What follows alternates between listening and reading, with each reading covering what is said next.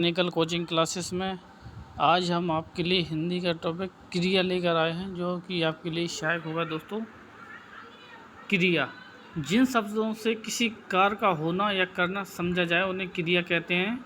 जैसे खाना, पीना, पढ़ना, लिखना, ये सभी क्या हैं दोस्तों? क्रियाएं हैं। हिंदी में क्रिया रूप लिंग, वचन और पुरुष के अनुसार बदलते हैं। क्रिया के मूल रूप को क्या कहते हैं दोस्तों? धातु।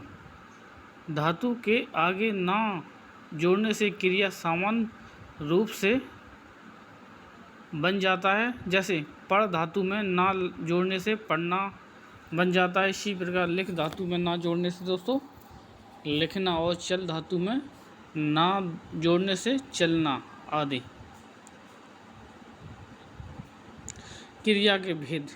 क्रिया के मुख्य रूप से दो भेद होते हैं दोस्तों, एक सकर्मक और दूसरा अकर्मक। सकर्मक जिन क्रियाओं के कार्य का फल कर्ता को छोड़कर कर्म पर पड़ता है उन्हें सकर्मक क्रिया कहते हैं दोस्तों। जैसे अध्यापक ने लड़के को पीटा। इस वाक्य में अध्यापक द्वारा पीटने के कार्य का फल लड़के के कर्म पर पड़ रहा है दोस्तों। और दूसरा है अपना अकर्मक क्रिया। जिन क्रियाओं के कार्य का फल कर्ता में ही रहता है उन्हें अकर्मक क्रिया कहते हैं। जैसे विद्यार्थी पढ़ता है। इस वाक्य में पढ़ना क्रिया का फल विद्यार्थी कर्ता पर पड़ता है, अतः इस वाक्य में अकर्मक क्रिया है। लिखनी जिन धातुओं का प्रयोग अकर्मक और सकर्मक दोनों रूप में होता है उन्हें उभयविध धातु कहते हैं दोस्तों। क्रियाओं के अन्य भेद। क्रियाओं के 6 अन्य भेद हैं जो निम्नलिखित हैं। नंबर 1 होता है दोस्तों संयुक्त क्रिया। 2 या 2 से अधिक क्रियाओं के योग से जो पूर्ण क्रिया बनती है उसे संयुक्त क्रिया कहते हैं दोस्तों। जैसे राम खाना खा चुका है। दूसरा अपने नाम धातु क्रिया। जो क्रियाएं संज्ञा या विशेषण बनाती हैं उन्हें नाम धातु क्रियाएं कहते हैं दोस्तों। जैसे हाथ से हथियाना, दुख से दुखाना, लाज से लजाना, जी क्या है दोस्तों? नाम धातु क्रियाएं होती हैं जो। और तीसरी अपनी प्रेरणार्थक क्रिया। जिन क्रियाओं से यह बोध होता है कि कर्ता स्वयं कार्य ना करे, किसी दूसरे को कार्य करने के लिए प्रेरित करता है, उन्हें प्रेरणार्थक क्रिया कहते हैं दोस्तों। जैसे लिखना से लिखवाना, पढ़ना से पढ़वाना, यानी जो कार्य स्वयं ना करके दूसरों से करवाया जाए उन्हें प्रेरणार्थक क्रिया कहते हैं दोस्तों। नेक्स्ट अपनी पूर्वकालिक क्रिया। जिन क्रियाओं के पहले कोई अन्य क्रिया आए उन्हें पूर्वकालिक क्रिया कहते हैं दोस्तों। पूर्वकालिक क्रिया क्रिया का मूल रूप होती है अथवा उसके साथ कर या करके का प्रयोग होता है। जैसे वह खाना खाकर सो गया, अपना पाठ पढ़कर खेलो। नेक्स्ट है दोस्तों अपनी दो कर्म क्रिया। जिस क्रिया के 2 कर्म होते हैं उन्हें 2 कर्म क्रिया कहते हैं दोस्तों। जैसे अध्यापक ने छात्रों को हिंदी पढ़ाई, तो 2 कर्म क्या है इसमें? छात्रों और हिंदी, इसमें 2 कर्म हो गए दोस्तों।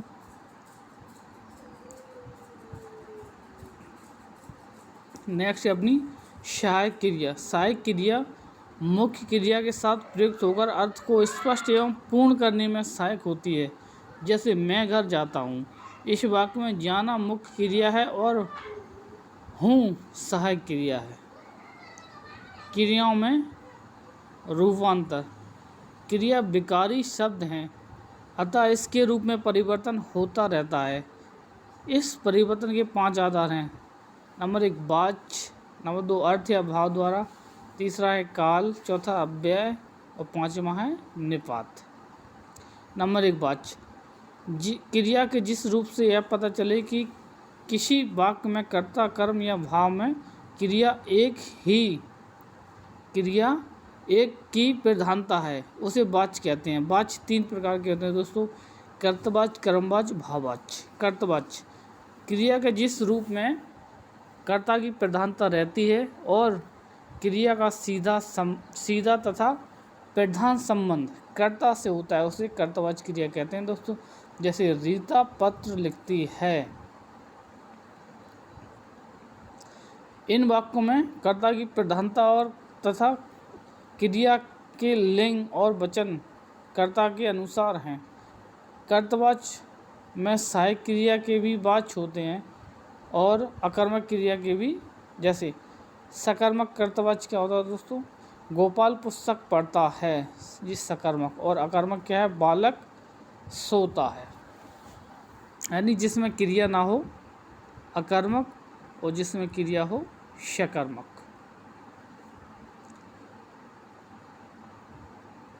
कर्मवाच्य क्रिया के जिस रूप में कर्म की प्रधानता होती है, क्रिया का सीधा संबंध कर्म से होता है, उसे कर्मवाच्य कहते हैं। जैसे दोस्तों राम से पत्र लिखा जाता है। तीसरा अपना भाववाच्य। भाववाच्य क्रिया के जिस रूप से भाव की प्रधानता होती है और क्रिया का सीधा संबंध भाव से होता है, उसे भाववाच्य कहते हैं दोस्तों। जैसे गाया नहीं जाता, मुझसे चला नहीं जाता, ये सभी क्या हैं दोस्तों? भाववाच्य हैं, अपने भाव प्रकट हो रहे हैं। अर्थ या भाव क्रिया के जिस रूप से वक्ता के भाव का बोध होता है, उसे अर्थ या भाव कहते हैं। इसके 3 रूप होते हैं दोस्तों: निश्चयार्थ, अज्ञात और संभावनार्थ।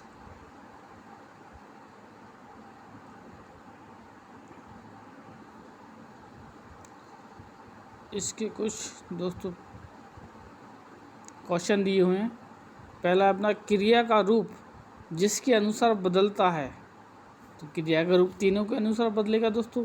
वचन, लिंग, पुरुष, ये तीनों सही हैं। इसका क्रिया का मूल रूप क्या है दोस्तों? धातु कहते हैं क्रिया के मूल रूप को। मुख्य रूप से क्रिया के कितने भेद हैं? तो 2 भेद हैं, अकर्मक और सकर्मक।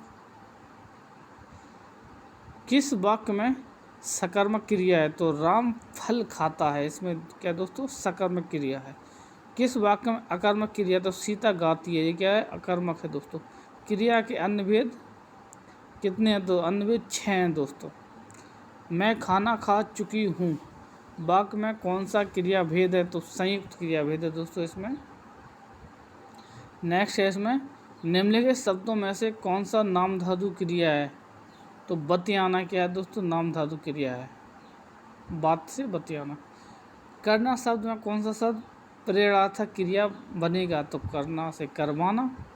नेक्स्ट है अपना निम्नलिखित में से कौन सा वाक्य पूर्णकालिक क्रिया से संबंधित है? तो वह खाना खाकर सो गया, ये क्या है दोस्तों? पूर्णकालिक क्रिया।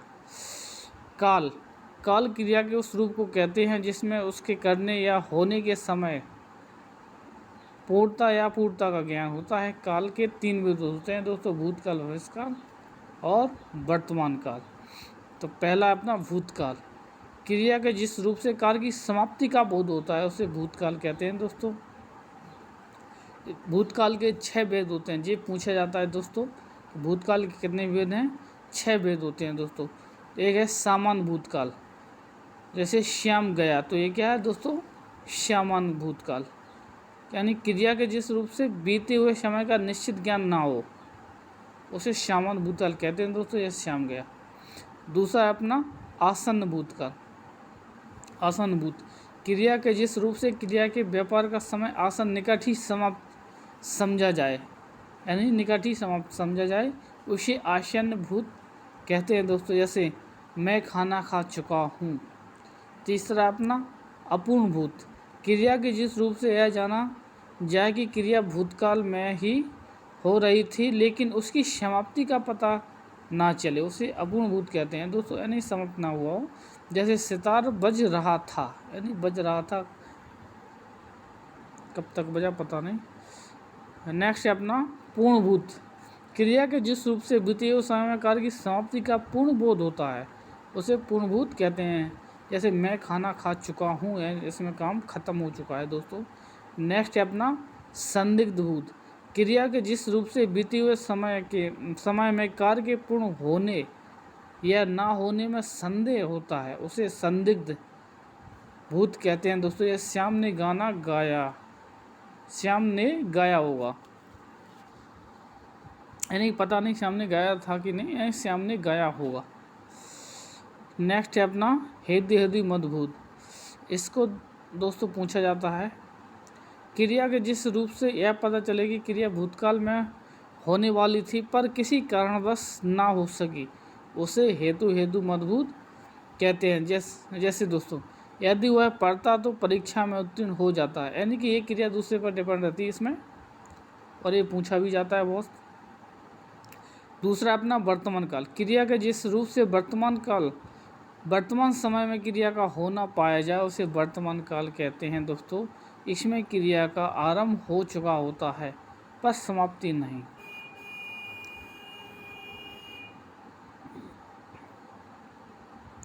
वर्तमान काल के भेद। नंबर 1, सामान्य वर्तमान काल, क्रिया का वह रूप जिससे वर्तमान काल में क्रिया का होना पाया जाए सामान्य वर्तमान काल कहलाता है। जैसे लड़का पढ़ता है।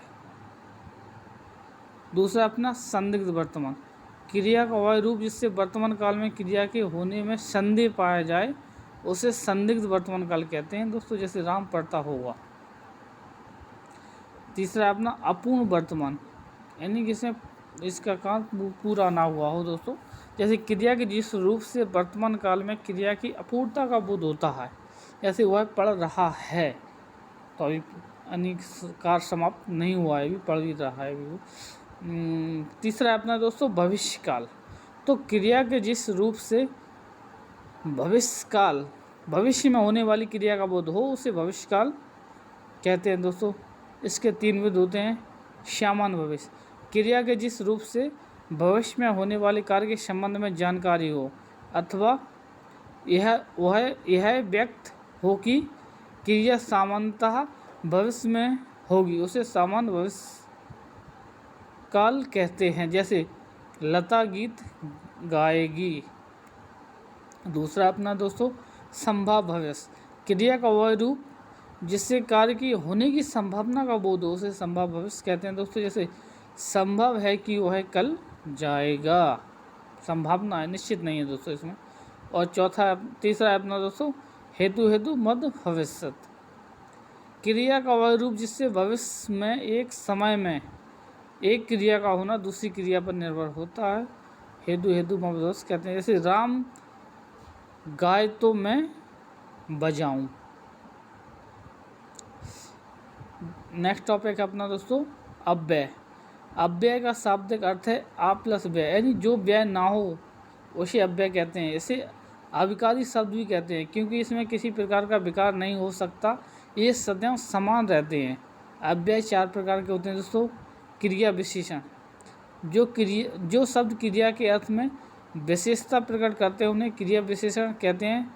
क्रिया विशेषण को अविकारी विशेषण भी कहते हैं। जैसे धीरे चलो, वाक्य में धीरे शब्द चलो क्रिया की विशेषता बतलाता है, अतः धीरे शब्द क्रिया विशेषण है। इसके अतिरिक्त क्रिया विशेषण दूसरे क्रिया विशेषण की भी विशेषता बताता है। जैसे वह बहुत धीरे चलता है। नेक्स्ट है दोस्तों अपना क्रिया विशेषण के भी 4 भेद होते हैं दोस्तों। नंबर 1 कालवाचक, जिन शब्दों से क्रिया में समय संबंधी विशेषता प्रकट होने कालवाचक क्रिया विशेषण कहते हैं दोस्तों। जैसे अब, तब, आज, कल, परसों।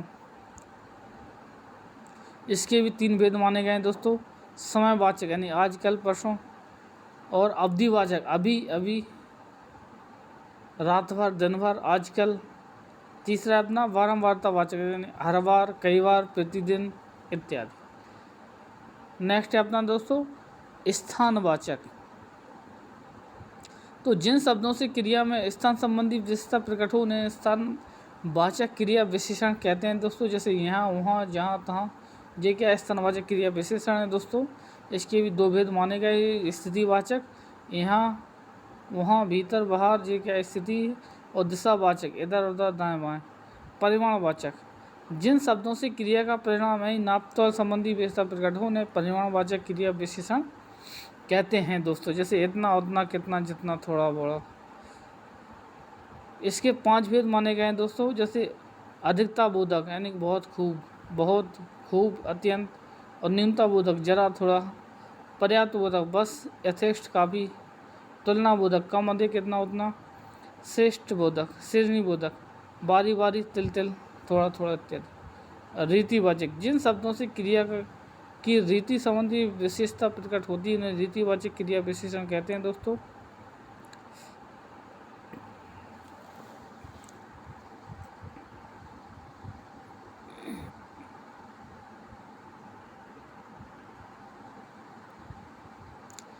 इसके कुछ, ये तो हो चुका था।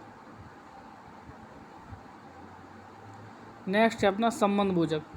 संबंध बोधक जिन अविकारी शब्दों से संज्ञा या सर्वनाम का संबंध वाक्य के दूसरे शब्दों से प्रकट होता है, उन्हें संबंध बोधक अव्यय कहते हैं। जैसे मैं गोपाल के बिना नहीं जाऊंगा, इसमें संबंध है दोस्तों, यानी मैं किसके बिना नहीं जा रहा हूँ, गोपाल के बिना। तो संबंध बोधक अव्ययों का वर्गीकरण 3 आधारों पर किया गया है, एक प्रयोग के आधार पर, एक अर्थ के आधार पर, और नेक्स्ट है अपना व्युत्पत्ति या रूप के आधार पर। तीसरा अपना समुच्चय बोधक, जो अव्यय क्रिया या संज्ञा की विशेषता ना बतलाकर शब्दों, वाक्यांशों अथवा वाक्यों को जोड़ने का कार्य करते हैं, उन्हें समुच्चय बोधक अव्यय कहते हैं दोस्तों।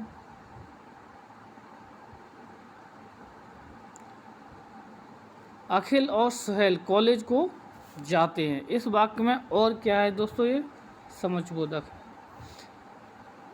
जो निम्न हैं। समुच्चय बोधक के कितने वेद हैं दोस्तों, 2 वेद हैं, समानाधिकरण समुच्चय बोधक और एक है व्याधिकरण समुच्चय बोधक। समानाधिकरण समुच्चय बोधक जो अव्यय 2 या 2 से अधिक पदों, शब्दों या वाक्यों का संयोजन विभाजन करते हैं, उन्हें समानाधिकरण समुच्चय बोधक कहते हैं। इसके निम्न भेद हैं दोस्तों, संयोजक, विभाजक, विरोध दर्शन और परिमाण दर्शक। संयोजक तथा एवं जी क्या है दोस्तों, संयोजक, विभाजक, या वह की चाहे नहीं तो, विरोध दर्शक किंतु परंतु लेकिन, परिमाण दर्शक अतः अतएव, है अपना व्याधिकरण समुच्चय बोधक जो अव्यय मुख्य रूप से एक या अधिक से अधिक आश्रित वाक्यों को जोड़ने का कार्य करते हैं, उन्हें व्याधिकरण समुच्चय बोधक अव्यय कहते हैं। 4 प्रकार के होते हैं दोस्तों। एक है कारणवाचक, यानी इसलिए, कि, जो, कि, क्योंकि, उद्देश्यवाचक, ताकि, जो, इसलिए, संकेतवाचक, यदि, तो, जो, सो, स्वरूपवाचक, अर्थात मानव, यानी कि, जो, इत्यादि। विस्मयादि बोधक जिन अव्यय शब्दों से हर्ष, विस्मय, शोक, लज्जा, गिलानी आदि के भाव प्रकट होते हैं, उन्हें विस्मयादि बोधक अव्यय कहते हैं दोस्तों। जैसे हर्ष बोधक क्या है, आहा, वहा। शोक बोधक क्या है, हाय, हा। प्रसन्नता बोधक शाबाश, खूब। घृणा का थू थू, छी छी। आश्चर्य बोधक अरे। क्रोध बोधक अबे, पाजी। व्यथा बोधक हाय रे, बाप रे। विनय बोधक जी, जी हाँ। स्वीकार बोधक ठीक है, हाँ, अच्छा। निपात मूलतः निपात का प्रयोग अव्ययों के लिए होता है, इनका कोई लिंग वचन नहीं होता। निपातों का प्रयोग निश्चित शब्द या पूरे वाक्य को शब्द भावार्थ प्रदान करने के लिए होता है। निपात सहायक शब्द होते हैं जो वाक्य के अंग नहीं होते। निपात का कार्य शब्द समूह को बल प्रदान करना है। निपात के निम्नलिखित प्रकार हैं दोस्तों। स्वीकृति बोधक जी हाँ, नकारात्मक जी नहीं, निषेधात्मक मत, प्रश्नवाचक क्या, विस्मयादि बोधक क्या, काश, तुलनात्मक बोधक सा, अवधारणात्मक बोधक ठीक, करीब, लगभग, आदर बोधक जी। इसके कुछ प्रश्न दिए गए हैं दोस्तों। जिन शब्दों का रूप सदैव समान रहता है उन्हें कहते हैं। तो जिन शब्दों का रूप सदैव समान रहता है दोस्तों उन्हें क्या कहेंगे हम, अव्यय, यानी जो परिवर्तित ना हो। अव्यय कितने प्रकार के होते हैं दोस्तों, तो अव्यय 4 प्रकार के होते हैं दोस्तों। धीरे चलो में अव्यय का कौन सा प्रकार है, तो धीरे चलो, धीरे चलो में अव्यय क्रिया विशेषण अव्यय है दोस्तों। धीरे चलो में यानी विशेषता बताई जा रही है इसमें, कैसे चलो। किस वाक्य में परिमाण वाचक क्रिया विशेषण है? परिमाणवाचक क्रिया विशेषण। तो चौथा इसमें, इस बार बारिश में बहुत ओले पड़े, यानी कोई संख्या नहीं है ना नापतोल है, इसमें परिमाणवाचक क्रिया विशेषण है दोस्तों। नेक्स्ट है अपना पांचवा, निम्नलिखित में से कौन सा शब्द कालवाचक क्रिया विशेषण है? तो कालवाचक क्या है दोस्तों इसमें? आज। वह दिन भर काम करता रहा, रेखांकित पद किस अव्यय के भेद का उदाहरण है दोस्तों? तो ये क्या है? कालवाचक।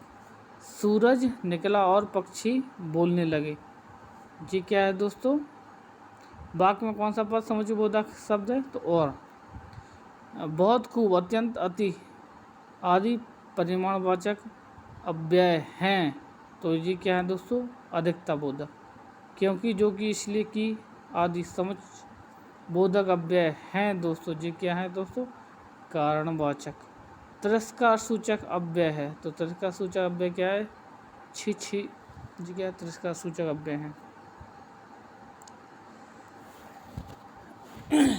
ये कुछ वस्तुनिष्ठ प्रश्न दिए गए हैं दोस्तों। जैसे खूंटी शब्द का बहुवचन है, खूंटी का क्या होगा? खूंटियाँ। हमारी अध्यापिका आज नहीं आएगी, इस वाक्य का पुल्लिंग वाक्य कौन सा है? तो हमारे अध्यापक आज नहीं आएंगे, जी क्या है इसमें? पुल्लिंग हुआ इसका दोस्तों। कवि का स्त्रीलिंग, कवियत्री, जो बहुत मोस्ट है दोस्तों। इनमें से कौन सा शब्द स्त्रीलिंग है? छाया। तो छाया क्या है दोस्तों? स्त्रीलिंग। नेक्स्ट है अपना, एक का बहुवचन क्या है? तो एक का अनेक होगा दोस्तों। पुस्तक का बहुवचन पुस्तकें होगा दोस्तों। नौकर आज छुट्टी पर है, इस वाक्य का स्त्रीलिंग वाक्य क्या होगा? तो नौकर का नौकरानी होगा, नौकरानी आज छुट्टी पर है। आंसू का बहुवचन दोस्तों, बहुवचन का रूप क्या होगा? तो इसका आंसू, ये क्या? पदी बहुवचन है दोस्तों, यानी कि आंसू क्या है? बहुवचन है, इसका एक वचन नहीं होता। चिड़िया का बहुवचन रूप क्या होगा? चिड़िया का चिड़िया होगा दोस्तों। नेक्स्ट है अपना,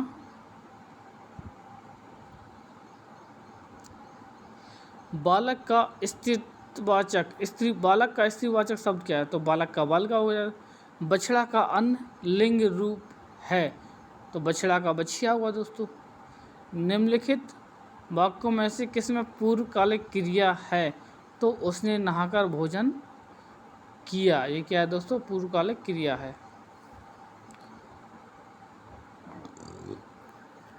13वां क्वेश्चन है दोस्तों अपना, पुल्लिंग स्त्रीलिंग शब्द युग्म की दृष्टि से कौन सा युग्म अशुद्ध है? तो कर्ता का कर्तृ दिया इसमें दोस्तों, जो कि गलत है। नेक्स्ट है अपना, निम्नलिखित में कौन सा शब्द युग्म गलत है? तो जनता का जनता, जो कि गलत है दोस्तों। नरेश सो रहा था, वाक्य में कौन सा काल है? तो अपूर्ण काल, यानी अपूर्ण भूत।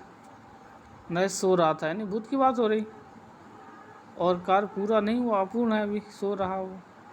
नेक्स्ट है दोस्तों अपना, निम्नांकित में कौन सा शब्द स्त्रीलिंग नहीं है? तो भेड़िया, भेड़िया क्या है दोस्तों? स्त्रीलिंग नहीं है। बेटा शब्द का स्त्रीलिंग बताइए, तो बेटा का बेटी होगा दोस्तों। चाकू शब्द का बहुवचन, तो चाकू क्या है दोस्तों? एक बहुवचनी शब्द है। विद्वान शब्द का स्त्रीलिंग क्या होगा? विद्वान का विदुषी होगा दोस्तों। नेक्स्ट है अपना, वह अगले साल आएगा, इस वाक्य में कौन सा कारक है? तो अगले साल आएगा, तो अधिकरण कारक है दोस्तों।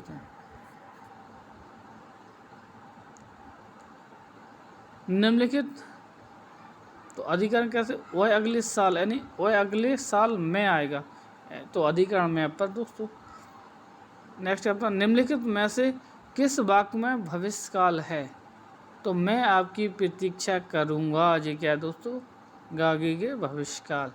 निम्नलिखित शब्दों में से स्त्रीलिंग शब्द बताइए। तो मसी, मसी क्या है दोस्तों? ये स्त्रीलिंग शब्द है। नेक्स्ट है अपना, कौन सा स्त्रीलिंग शब्द बिना प्रत्यय जुड़े बना है? बिना प्रत्यय, इसमें प्रत्यय नहीं हो दोस्तों,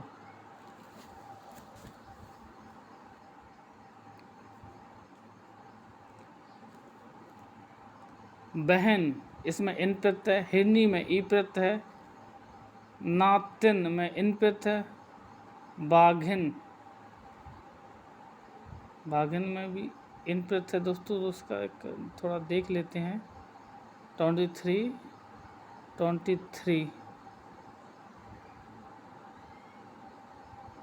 ए दोस्तों, इसका ए सही रहेगा, थोड़ा कन्फ्यूजन वाला है। बहन, हाँ, इसमें कोई प्रत्यय नहीं है। बाघिन में इन है। नातिन में इन है। हिरनी में नी प्रत्यय है दोस्तों।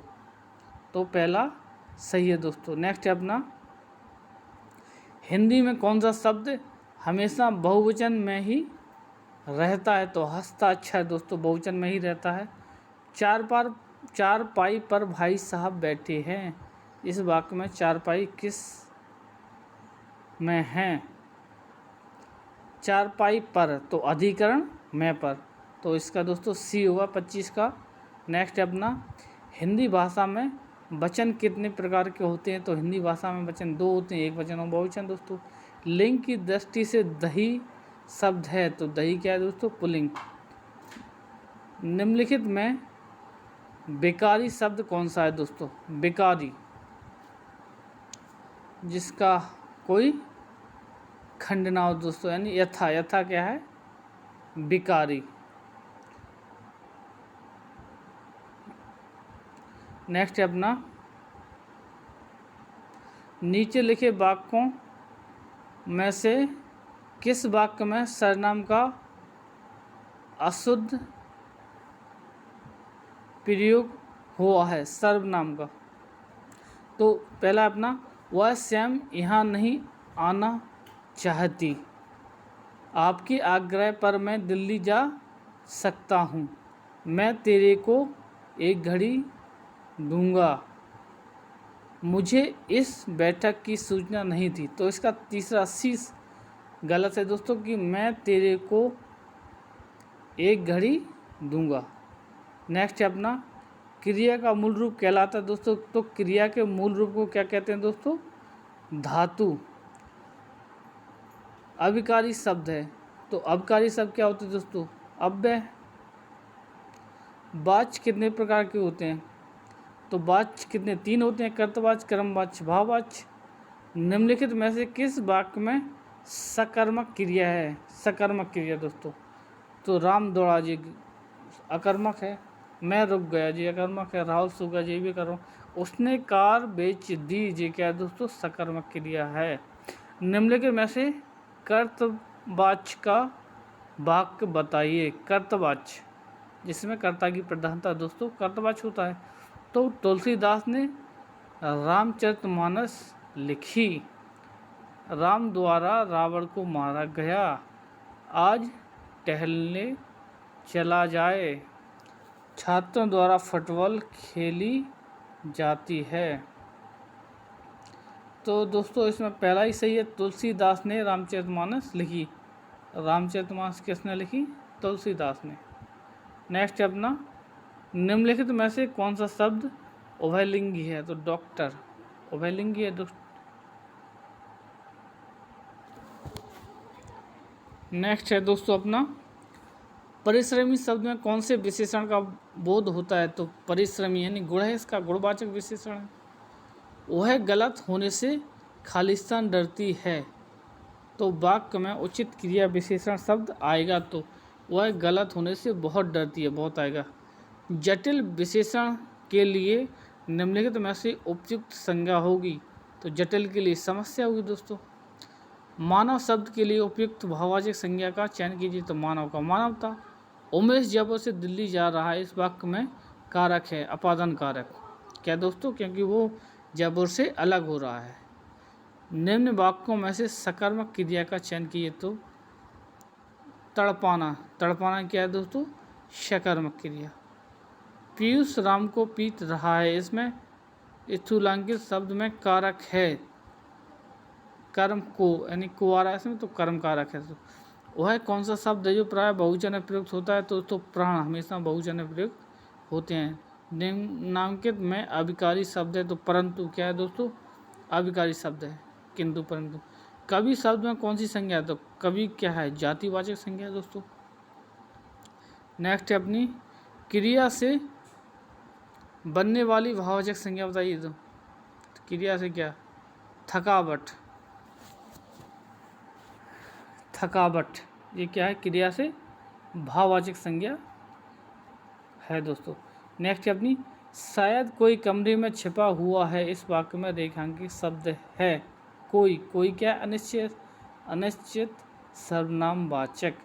हमें गरीबों पर दया करनी चाहिए, इसमें रेखांकित शब्द है गरीब। गरीब क्या है दोस्तों? संज्ञा। रमेश कल दिल्ली जाएगा, तो रेखांकित शब्द क्या है दोस्तों? इसमें क्रिया विशेषण, यानी क्रिया क्या है? दिल्ली। दिल्ली की विशेषता बता रहा है, कब जाएगा? कल जाएगा।